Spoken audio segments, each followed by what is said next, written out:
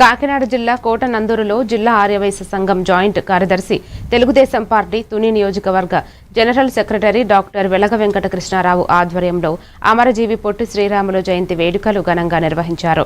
మండల ఆర్యవైశ్యులు అందరూ ఈ కార్యక్రమంలో పాల్గొని పొట్టి శ్రీరాములు విగ్రహానికి పూలమాలలు వేసి ఘన నివాళులు అర్పించారు. అనంతరం డాక్టర్ కృష్ణారావు మాట్లాడుతూ తెలుగు జాతి కోసం ప్రాణాలు అర్పించిన గొప్ప త్యాగశీలిగా పొట్టి శ్రీరాములు చిరస్మరణీయమన్నారు.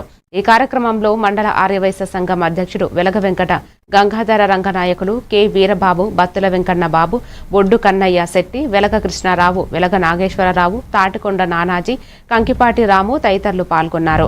గణపతి నగర్ పార్కులో అమరజీవి పొట్టి శ్రీరాములు విగ్రహాన్ని ఏర్పాటు చేసి ప్రారంభించారు.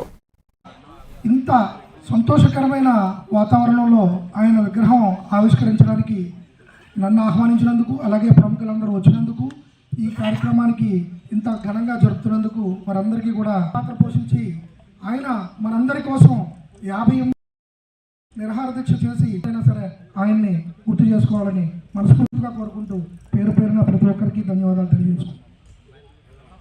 చెప్పుకోవడం తప్ప ఆయన ఆదివాసులుగా కాక మనలో రాష్ట్రానికి దేశానికి తగ్గట్టుగా లీడర్లుగా మా అందరూ తయారవ్వాలని చెప్పి కోరుకుంటూ సెలవు తీసుకుంటాం.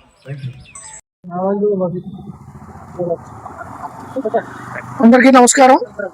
ఈరోజు మన ఆరాధ్య దైవం భాషా ప్రయుక్త రాష్ట్రాల ఉత్పత్తి అమరజీవి పొట్టి శ్రీరాములు గారు జయంతి 126వ జయంతి సందర్భంగా ఈరోజు కోటనందూరులో మన రాష్ట్రం తరఫున నారా చంద్రబాబు నాయుడు గారు మన ముఖ్యమంత్రి వర్యులు, అలాగే పవన్ కళ్యాణ్ గారు ఉప ముఖ్యమంత్రి వర్యులు, అలాగే బీజేపీ నాయకులు అందరూ కలిసి మన ఆర్యవైశ్యుల యొక్క ఆరాధ్య దైవాన్ని, ఆ రాష్ట్రం కోసం పాటుపడిన వ్యక్తికి 58 అడుగుల విగ్రహాన్ని నెల్లూరు జిల్లా మనుబోలులో